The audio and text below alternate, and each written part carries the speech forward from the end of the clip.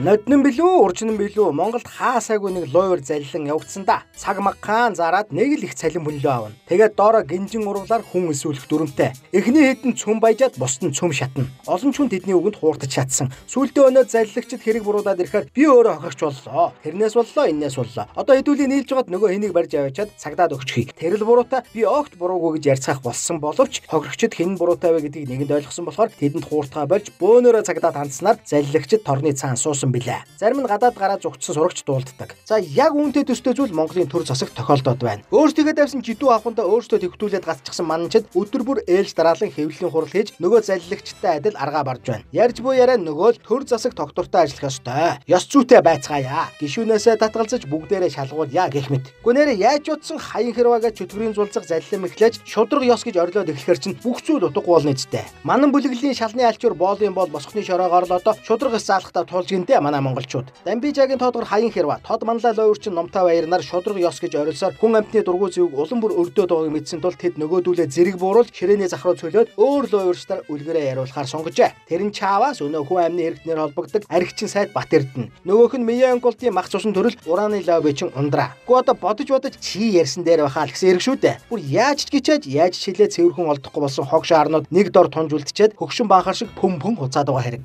Эднэрт одоо ямар ч орон зай үлдээгүй. Гэхдээ үлдээгүйч гэж нэг зай үлдсэн юм байна. Тэр нь нийгэм дэвш нийгмээс тусгаар шоронгийн нааран дээр л үлдсэн зай. За цааш нь яриад юухгүй тийм ээ. Анх 32-оор эхэлсэн тэднийг нэ 27 болж буураад 22 болсон. Өнөөдөр бүр 17 ч болсон сурагтай. Хэдий ч нэ дэлчгэн нь төдий ч нэ торондоо орооцолдож байгаа хэрэг шүү дээ. Хог шаарнууд яаж ч хуаглаад хогийн тантангаасаа сугарна гэж юу?